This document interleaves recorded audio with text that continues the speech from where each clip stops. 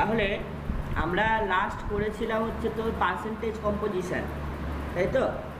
তাহলে পার্সেন্টেজ কম্পোজিশনে আমরা যেটা বলেছিলাম সেটা হচ্ছে তাকে বলা হয়ে থাকে কি শতকরা সংযুতি বা শতকরা সংযুক্তি বলতে পারিস তোরা।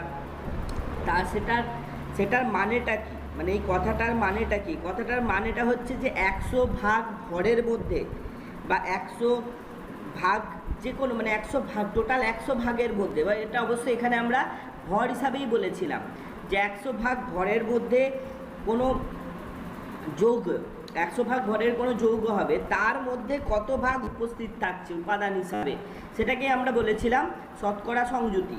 সেটাকে আমরা শতকরা সংযুতি বলেছিলাম। আমরা আগের দিনে দেখেওছি ওটা যে কিভাবে আমরা শতকরা সংযুতি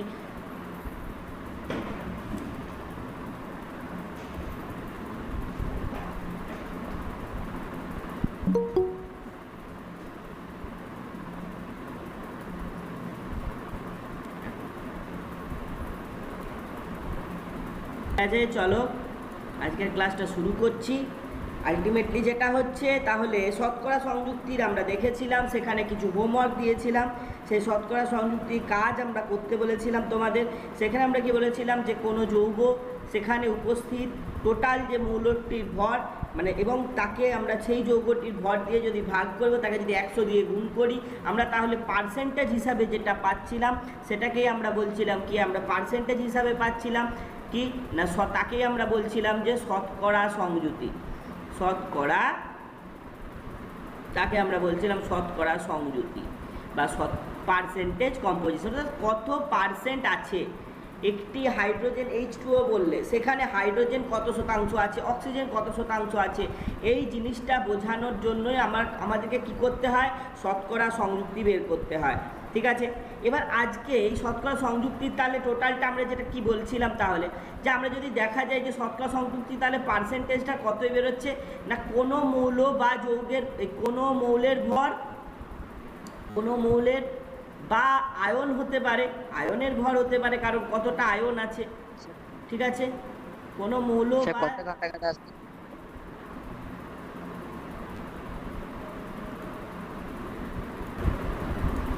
তাহলে যেটা বলছিলাম কোনো মৌল বা যৌগের বা কোনো মৌলের আয়নীয় ভর মানে আয়নের ভর, মৌলের ভর বা আয়নের ভর, সেটাকে যদি আমরা টোটাল সেই যৌগটার ভর দিয়ে ভাগ করি, সেটাকে যদি আমরা টোটাল যৌগের ভর দিয়ে ভাগ করি এবং সেটাকে যদি আমরা 100 দিয়ে গুণ করি, তাহলে আমরা পারছিলাম পার্সেন্টেজ কম্পোজিশন।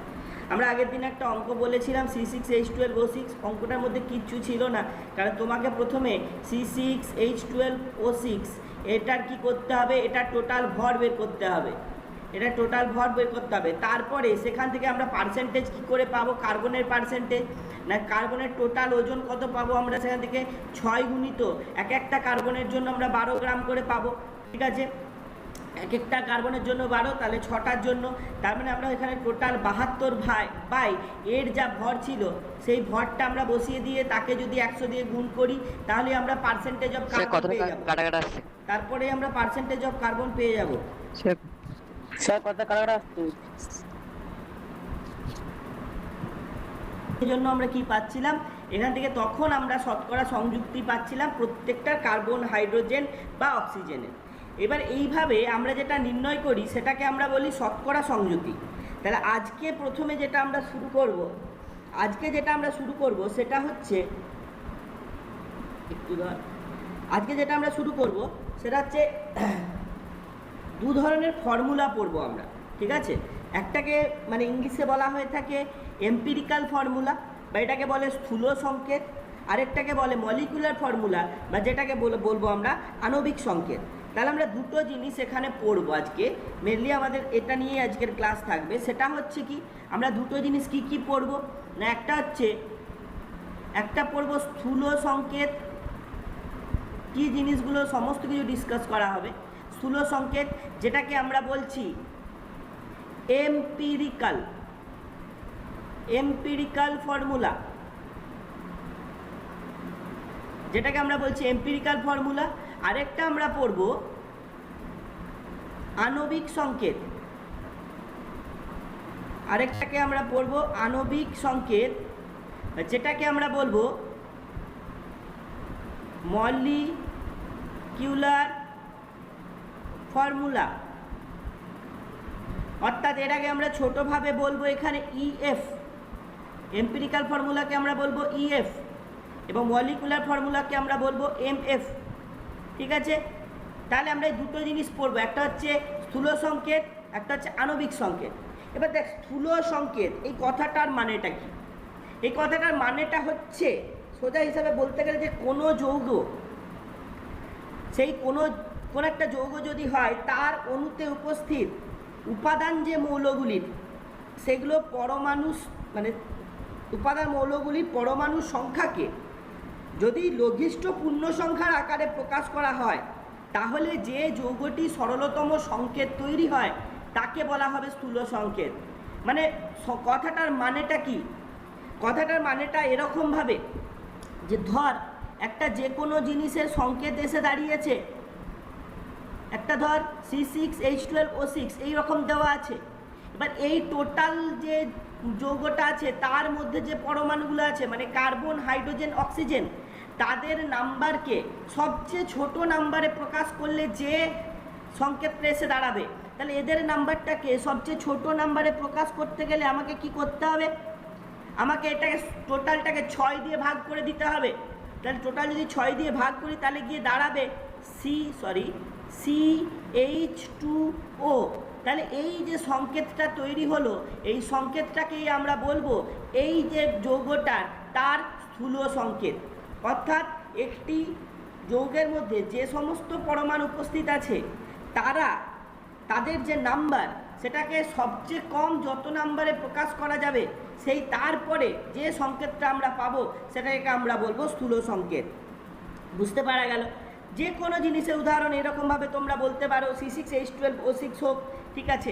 মানে বলো স্যার ছোট আকারে প্রকাশ করো তো, ছোট করে, সবচেয়ে ছোট করে, সবচেয়ে লঘিষ্ঠ আকারে প্রকাশ করতে হবে, তাহলে যে নাম্বারটা পাবো সেটাকে আমরা বলবো স্থূল সংকেত। আমরা অঙ্ক করলে আরও বেশি এগুলো ক্লিয়ার হয়ে যাবে। আর আণবিক সংকেত মানে এই যে সংকেতটা দেখতে পাওয়া যাচ্ছে, অর্থাৎ যেটা হচ্ছে একদম অরিজিনালি যেটা আমরা দেখতে পাই, মানে একটা যে কোনো যৌগের মধ্যে অনুসংখ্যার যে সঠিক যে সংখ্যাটা, দেখো এটা কিন্তু সঠিক সংখ্যা নয়, এটা হচ্ছে আমার ন্যূনতম সংখ্যা। অর্থাৎ এই যৌগটার মধ্যে এই যে C6H12O6 এটার মধ্যে এতগুলো কার্বন, হাইড্রোজেন, অক্সিজেন ন্যূনতম থাকতে হবেই, সেই ন্যূনতম সংখ্যাটাকে আমরা বলবো স্থূল সংকেত। কিন্তু একদম সঠিক যে সংখ্যাটা নির্ণয় করা হয় সেই সঠিক সংখ্যাটাকে আমরা কি বলবো? সেই সঠিক সংখ্যাটাকে আমরা বলবো আণবিক সংকেত। ঠিক আছে, তাহলে একটাকে আমরা বলছি স্থূল সংকেত, আরেকটাকে বলছি আণবিক সংকেত। তাহলে দুটো জিনিসের মধ্যে কি রিলেশনশিপ আছে, দুটো জিনিসের মধ্যে কি রিলেশনশিপ আছে, এইবারে আমরা এই জিনিসটাতে আসবো।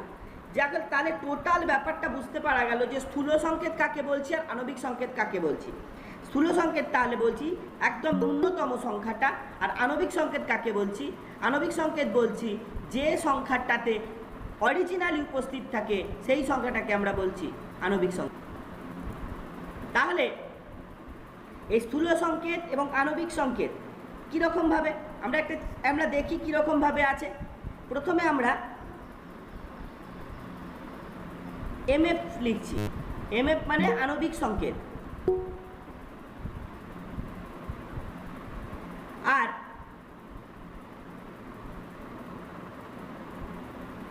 তারপরে আমরা লিখছি ইএফ। প্রথমে আমরা লিখছি এমএফ, তারপরে ইএফ। কার জন্য? দেখ, CH3COH, ঠিক আছে, অ্যাসিটিক অ্যাসিড। তাহলে এর যে সংখ্যাটা কার্বন, হাইড্রোজেন, অক্সিজেন, তাহলে কার্বনের সংখ্যা 2, হাইড্রোজেনের সংখ্যা 4, অক্সিজেনের সংখ্যা 2। তাহলে এর সবচেয়ে ছোট নাম্বারটা কি হবে? CH2O। দেখ এটা গিয়ে কি দাঁড়ালো? এটা গিয়ে কি দাঁড়ালো? C2H4O2, C2H4O2 দাঁড়ালো এটা। তাহলে এটা যদি C2H4O2 হয় তাহলে তার এম্পিরিক্যাল ফর্মুলা বা স্থূল সংকেত হবে CH2O। ঠিক আছে, জিনিসটা পরিষ্কার হয়েছে যে তার স্থূল সংকেত হচ্ছে CH2। তাহলে তারপরে দেখ, তারপরে আমরা করছি C6H6, তাহলে এর এম্পিরিক্যাল ফর্মুলা বা স্থূল সংকেত হয়ে যাবে CH, ঠিক আছে। তারপরে C2H2, এরও একই রকম হয়ে যাবে CH, ঠিক আছে, ন্যূনতম সংখ্যা। তারপরে যদি তোকে বলা হয় C2H6, ঠিক আছে, এর তাহলে ন্যূনতম সংখ্যা হয়ে যাবে তোর CH3। এরকমভাবে তাহলে C3 এরকমভাবে তাহলে CH3 এম্পিরিক্যাল ফর্মুলা এবং মলিকুলার ফর্মুলা আমরা নির্ণয় করতে পারি যে কোনো যৌগের ক্ষেত্রে। তাহলে এখানে দেখ তো জিনিসটা কি হচ্ছে, যে এই যে সংখ্যাটাকে C2H4O2, এই সংখ্যাটা থেকে এই সংখ্যা এলো কি করে? আমরা এই এম্পিরিক্যাল ফর্মুলার সাথে কিছু একটা সংখ্যা গুণ করছি, তার জন্য এই সংখ্যাটা গিয়ে দাঁড়াচ্ছে। এটা তো বুঝতে আর কোনো অসুবিধা নেই, কারণ এই সংখ্যাটা তখনই আসছে যখন এটার সাথে আমরা কিছু গুণ করছি, এটার সাথে কোনো একটা সংখ্যা গুণ করছি। যেমন এটার সাথেও দেখ, যদি 6 গুণ করি এই সংখ্যাটা আসবে, আবার এটার সাথেও আমরা 2 গুণ করলে এই সংখ্যাটা আসবে। সেরকমভাবে এটার সাথেও যদি 2 গুণ করা হয় তাহলে এই সংখ্যাটা আসছে, মলিকুলার ফর্মুলা। তাহলে আমরা কি লিখতে পারি? MF মানে আণবিক সংকেত সমান হচ্ছে N গুণিত EF। Very very important formula, যে আণবিক সংকেত সমান হচ্ছে N ইন্টু স্থূল সংকেত, যেখানে N কি? N হচ্ছে একটি পূর্ণ সংখ্যা, N হচ্ছে একটি ন্যাচারাল নাম্বার, যেটা 1 2 3 যা ইচ্ছা হতে পারে। তাহলে এখানে N কি? N হচ্ছে একটি পূর্ণ সংখ্যা, N একটি পূর্ণ সংখ্যা, সেটার মান কি হতে পারে? 1 2 3, এখান থেকে শুরু করে হতে পারে অসীম পর্যন্ত হয়ে যেতে পারে। অসীম তো হবে না, তাহলে একটা নির্দিষ্ট সংখ্যা হবে 1 2 3 4 এরকম করে। তাহলে এখান থেকে আমরা যেটা বুঝলাম যে আণবিক সংকেত সমান হচ্ছে N গুণিত স্থূল সংকেত, ঠিক আছে। বা আমরা এইভাবে লিখতে পারি N সমান হচ্ছে, দেখ এবার আণবিক সংকেত থেকে আমরা কি বেরোবে? আণবিক সংকেতগুলোকে যদি আমরা গুণ করি তাহলে আণবিক ভর বেরোবে, সেরকম স্থূল সংকেতের ওজনগুলোকে যদি আমরা গুণ করি তাহলে স্থূল সংকেত ভর বেরোবে। এটাতে নিশ্চয়ই কোনো বুঝতে অসুবিধা নেই। তাহলে একইভাবে আমরা লিখতে পারি যে N সমান হচ্ছে আণবিক সংকেত ভর ভাজিত স্থূল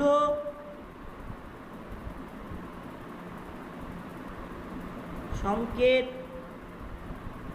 ভর। তাহলে N সমান, আমরা দেখো ব্যাপারটা আমি কি বললাম, যে এই C6H12O6 এখানের যদি এই যে C6H12O6 এর যদি আমরা ওজনটা গুণ করি সবার, তাহলে এখান থেকে যে ভরটা পাবো সেটা হয়ে যাবে আমার এই আণবিক ভর, বা সেটা হবে আণবিক সংকেত ভর। আর ঠিক এরকমভাবে আমি যদি এখানে এই CH2Oটা গুণ করি, তাহলে এই C কার্বন একটা, হাইড্রোজেন দুটো, অক্সিজেন একটা, এটা বসিয়ে যে ভরটা পাবে তাকে আমরা বলবো স্থূল সংকেত ভর। তাহলে একই রকমভাবে আমরা লিখতে পারি যে মলিকুলার ফর্মুলা সমান N ইন্টু এম্পিরিক্যাল ফর্মুলা, বা আমরা লিখতে পারি যে N সমান হচ্ছে আণবিক সংকেত ভর বাই স্থূল সংকেত ভর, তাই তো। বা আমরা লিখতে পারি N সমান হচ্ছে আণবিক সংকেত ভর বাই স্থূল সংকেত ভর। এটা আমরা কিন্তু লিখতে পারি যে N সমান এই ফর্মুলা, এই দুটো ফর্মুলা আমাদের কিন্তু ভালো করে মাথার মধ্যে রাখতে হবে, যে N সমান হচ্ছে আণবিক সংকেত ভর বাই স্থূল সংকেত ভর, ঠিক আছে। এই দুটো ফর্মুলা আমাদের ভালো করে মাথার মধ্যে রাখতে হবে। একটা হচ্ছে MF মানে মলিকুলার ফর্মুলা সমান N ইন্টু এম্পিরিক্যাল ফর্মুলা, আর একটা হচ্ছে N সমান আণবিক সংকেত ভর বাই স্থূল সংকেত ভর। এই টোটাল জিনিসটা, তার মানে এখানে স্থূল সংকেত কি হলো? স্থূল সংকেত হলো যে ন্যূনতম সংখ্যা কোনো যৌগের মধ্যে যে পরমাণুগুলো উপস্থিত আছে তার পরিমাণটা বা অণু পরিমাণটা সেটা ঠিক করবে যে সংকেতটা, তাকে আমরা বলবো স্থূল সংকেত। আর আণবিক সংকেত হচ্ছে অরিজিনাল যে সংখ্যাটা অর্থাৎ প্রকৃত যে সংকেত থেকে কোনো আমরা যৌগের প্রকৃত সংখ্যা নির্ণয় করতে পারি তাকে আমরা বলবো আণবিক সংকেত। তাহলে আণবিক সংকেতটা হচ্ছে অরিজিনালি যেটা থাকে, আর স্থূল সংকেতটা হচ্ছে ছোট আকারে যেটা থাকে। মুখস্থ করতে হবে না স্থূল সংকেত কাকে বলে, আণবিক সংকেত কাকে বলে, কোনো দরকার নেই, তোরা জিনিসটা বুঝবি শুধুমাত্র, কারণ এখান থেকে কোনো মুখস্থের কোনো জিনিস কিছু থাকবে না, এখান থেকে অঙ্ক থাকবে। তাহলে এখান থেকে প্রথমে আমার শতকরা সংযুক্তি বুঝতে পারা গেল, তারপরে মলিকুলার ফর্মুলা, এম্পিরিক্যাল ফর্মুলা বুঝতে পারা গেল, তাদের মধ্যে সম্পর্ক বুঝতে পারা গেল। আমি দেখলাম যে কোনো একটা এম্পিরিক্যাল ফর্মুলা তাকে যদি কোনো একটা সংখ্যা দিয়ে গুণ করা হয় তখনই মলিকুলার ফর্মুলা বেরোবে, ঠিক আছে। এবার সেখান থেকে আমরা যেটা দেখলাম যে মলিকুলার ফর্মুলাতে যে অণুগুলো বা পরমাণুগুলো আছে তাদের ওজনকে গুণ করলে আমি সেখান থেকে আণবিক সংকেত ভর পাবো। ঠিক সেরকমভাবে এম্পিরিক্যাল ফর্মুলা যেখানে তৈরি হয়েছে সেখানে সেই অণুগুলোর ভরকে যোগ করলে বা পরমাণুর ভরকে যোগ করলে আমরা যে ভরটা পাবো সেটাকে আমরা স্থূল সংকেত ভর, তাদের মধ্যেও রেশিওটা আমরা দেখে নিলাম। তাহলে এতটা জিনিসটা আমাদের কাছে আজ এই ক্লিয়ার হলো। এটা স্ক্রিনশট তুলে নাও, এটা স্ক্রিনশট তুলে নাও।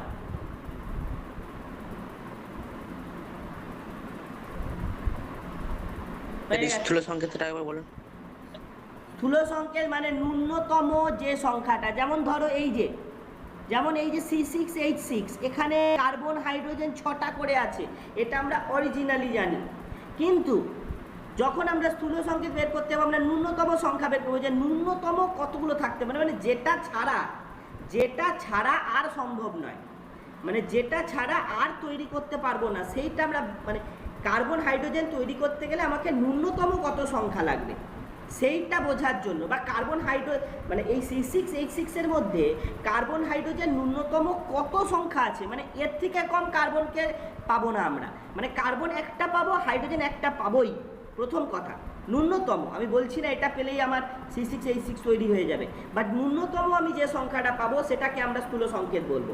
ন্যূনতম যে সংখ্যা, যে তার যে একটা সংকেত, এখানে সংকেতটা কি তৈরি হলো, সংকেতটা তৈরি হলো CH, তাহলে এই যে সংকেতটা তৈরি হলো এটাকে আমরা বলবো স্থূল সংকেত। বুঝতে পারা গেল?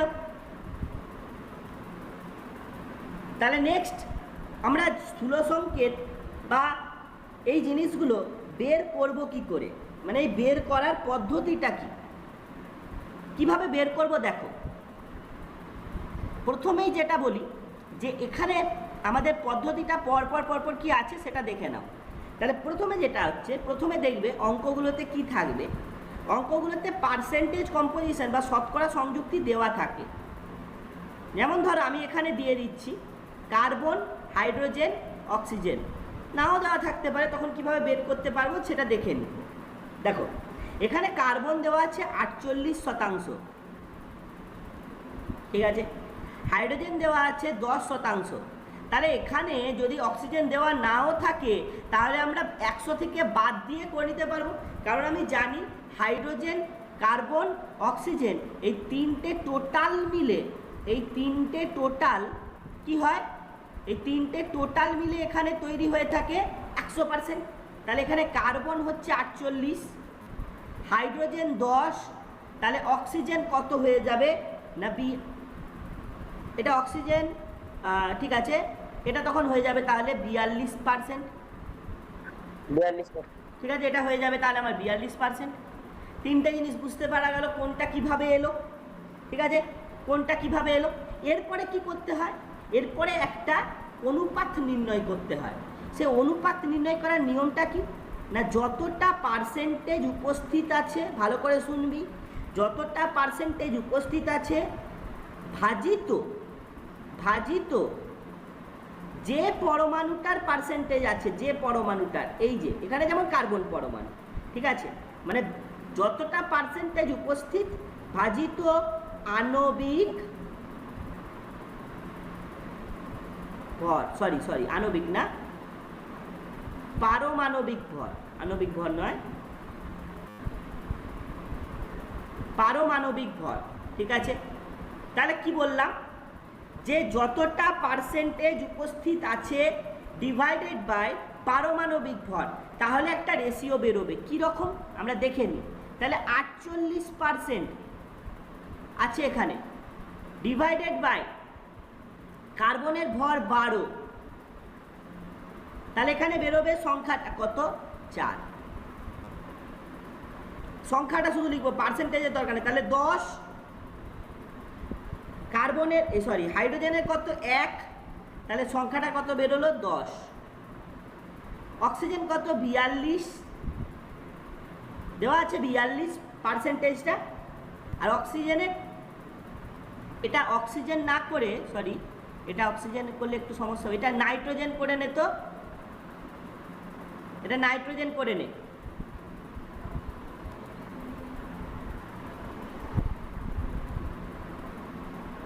এটা অক্সিজেন না করে নাইট্রোজেন করে নে। তাহলে নাইট্রোজেনের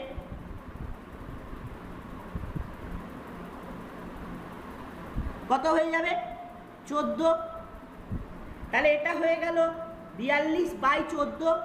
তাহলে এই সংখ্যাটা আসবে কত 3, কারণ একটি নাইট্রোজেনের পারমাণবিক ভর 14। তাহলে টোটাল যে সংখ্যাটা এলো, এখানে একটা কি এলো, এখানে একটা সংখ্যা বেরোবে, মাথায় রাখবি, এখান থেকে একটা সংখ্যা বেরোবে। ঠিক আছে, কিভাবে সংখ্যাটা বেরোবে, যত পার্সেন্ট দেওয়া আছে তাকে যদি আমরা পারমাণবিক ভর দিয়ে ভাগ করি তাহলে একটা সংখ্যা বেরোবে। এরপরে কি হবে, এরপরে একটা অনুপাত বের করব। কীরকম অনুপাত, কীরকম অনুপাত না, একটা সংখ্যার অনুপাত বের করব।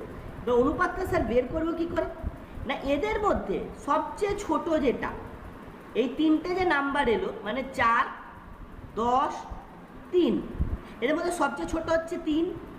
তাহলে এই 3 দিয়ে সব কটাকে ভাগ করে দেবো। তাহলে 4/3, 10/3 আর 3/3। প্রত্যেকটাকে যে সংখ্যাটা বেরোলো সেই সংখ্যার একটা, তারপরে আমরা একটা অনুপাত বের করব। সেই অনুপাতটা কী করে বের করব, যে সংখ্যাটা বেরোলো সেটাকে এই যে তিনটে সংখ্যা বেরিয়েছে তার মধ্যে সবচেয়ে ছোট যেটা, সেটা দিয়ে ভাগ করে দেবো। তাহলে এখানে 4/0.33, 10/3 করলে আসবে 3.33, আর এখানে আসবে 1। ঠিক আছে স্যার, সাউন্ড আসছে না, এখানে আসবে 1।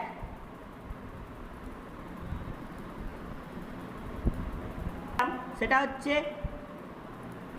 যে সংখ্যাটা বের করব সেই সংখ্যাটা কত, যে ন্যূনতম সংখ্যাটা যেখান থেকে বেরিয়েছে সেটা দিয়ে ভাগ করলাম, দিয়ে একটা সংখ্যার অনুপাত দিয়ে আমরা বেরোলো, একটা অনুপাতটা কত বেরোলো 4/3, 10/3, 3/3, সেটা 1.33, 3.33, 1।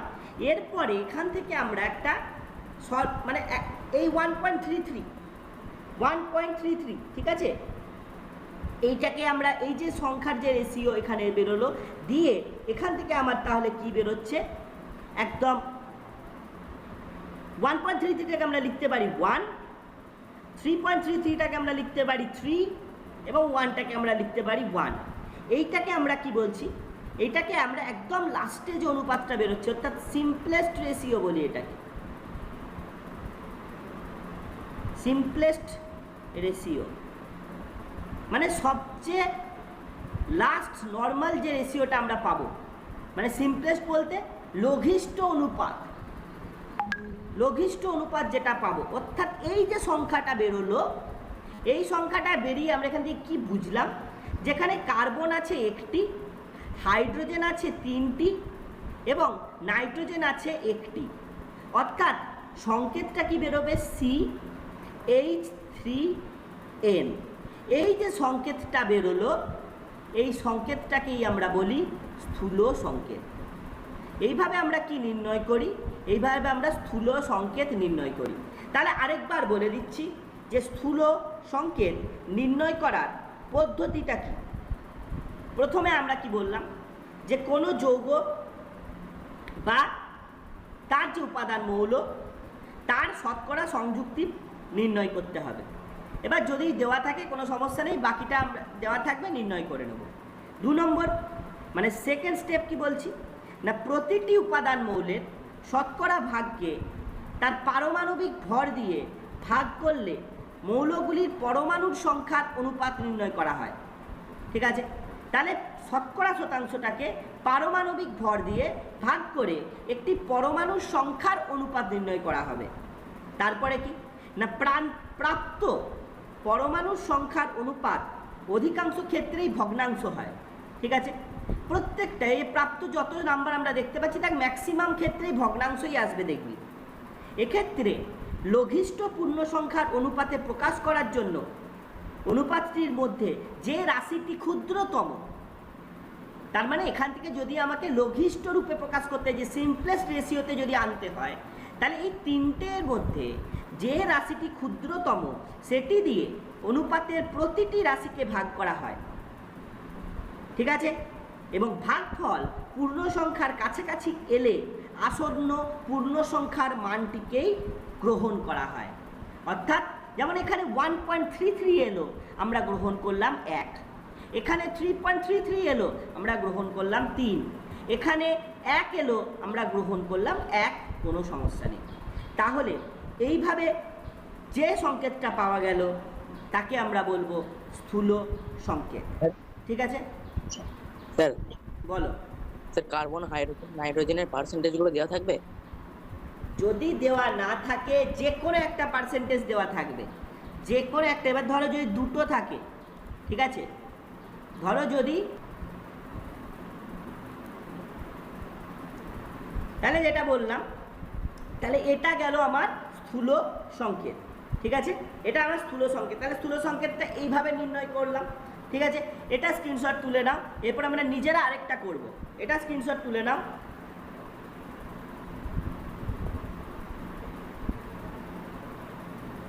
তুলে নিয়েছো? নেক্সট,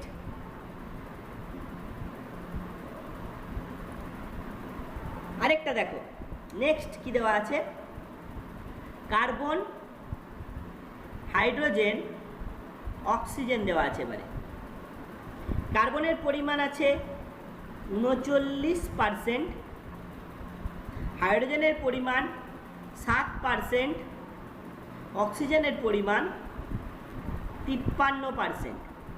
ঠিক আছে, এবং এখানে আরও একটা জিনিস দেওয়া আছে, যদি আণবিক ভর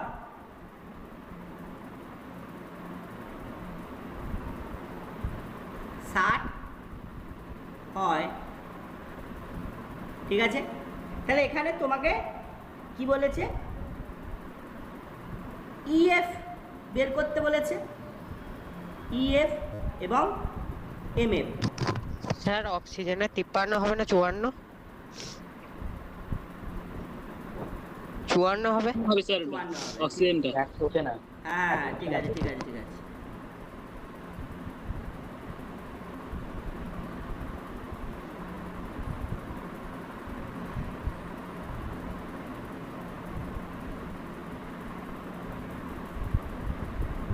ঠিক আছে, তাহলে এখানে তোমার ইএফ এবং এমএফ বের করতে বলেছে। ঠিক আছে, মানে আমার স্থূল সংকেত এবং আণবিক সংকেত। তাহলে প্রথমেই আমাকে কি করতে হবে, প্রথমেই যেটা আমাকে করতে হবে সেটা হচ্ছে ধাপে ধাপে আমরা এগোবো। পার্সেন্টেজটাকে তার পারমাণবিক ভর ভর দিয়ে ভাগ করে দেবো। তাহলে 39 ভাজিত কত, 12, তাহলে তোমার 3.25 আসবে এটা।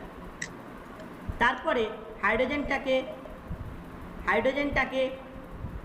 1 দিয়ে, হাইড্রোজেনটাকে আমরা তারপরে কি করব, 1 দিয়ে ভাগ করে দেবো।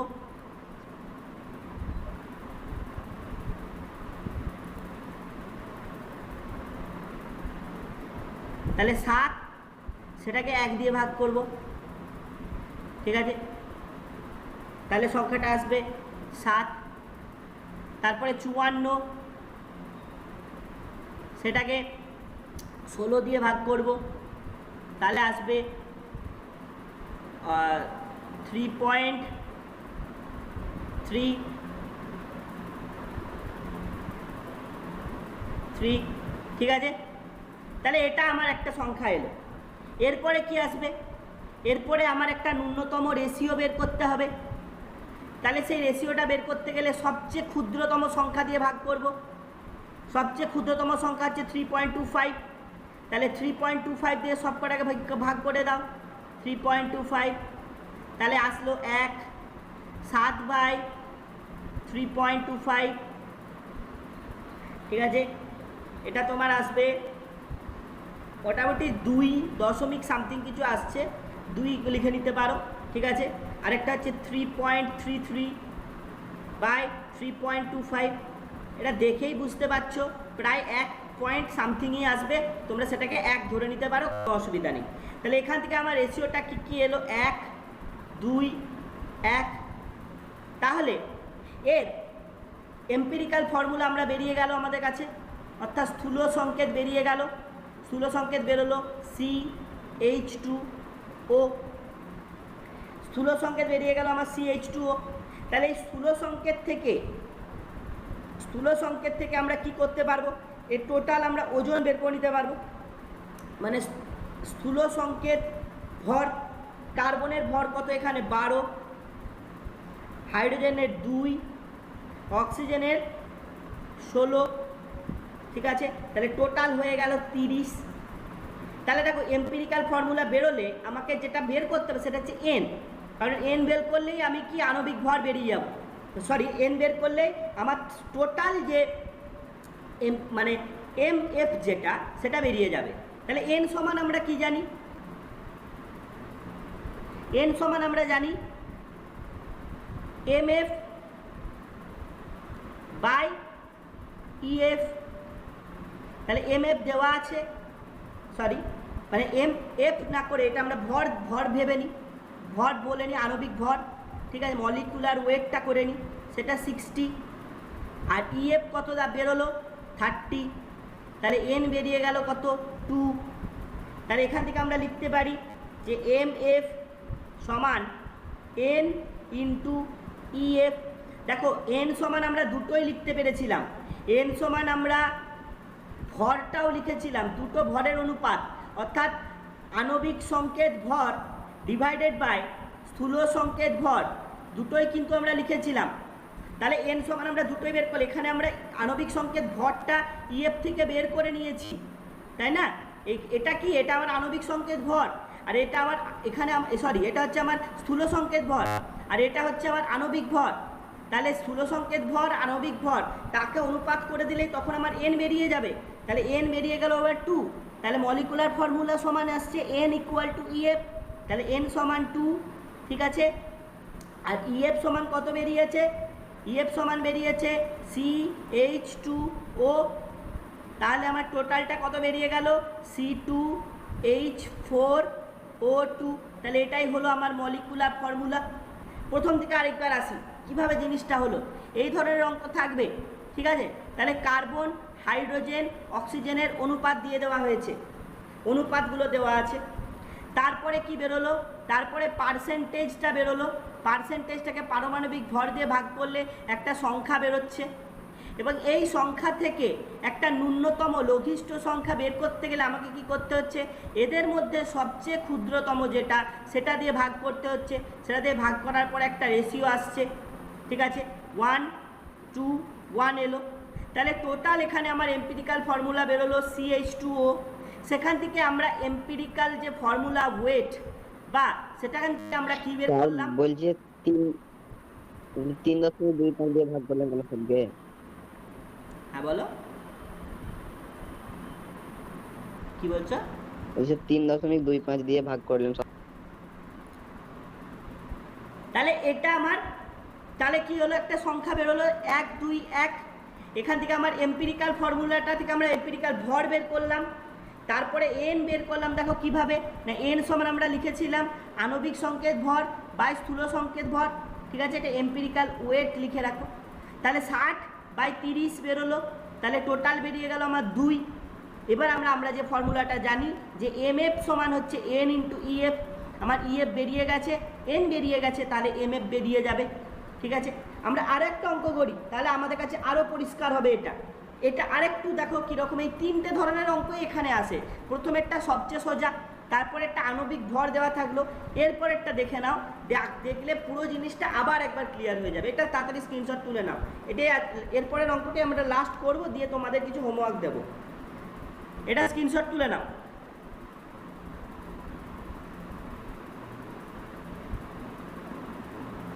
নেক্সট,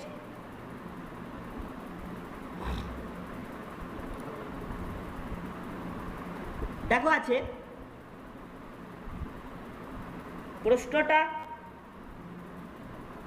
কিরকম, একটি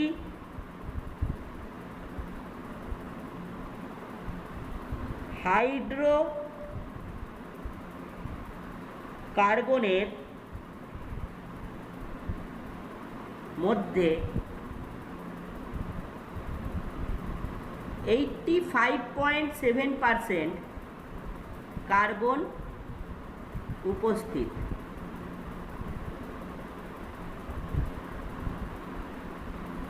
যদি যদি হাইড্রোকার্বনটির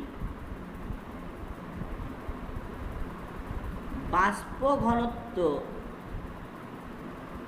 42 হয় তাহলে তার আণবিক সংকেত নির্ণয় করো। অর্থাৎ এখানে একটা হাইড্রোকার্বন দেওয়া আছে। স্যার হাইড্রোকার্বনটা কি? হাইড্রোকার্বন হচ্ছে কার্বন এবং হাইড্রোজেনের মিলিত কোনো একটা জিনিস।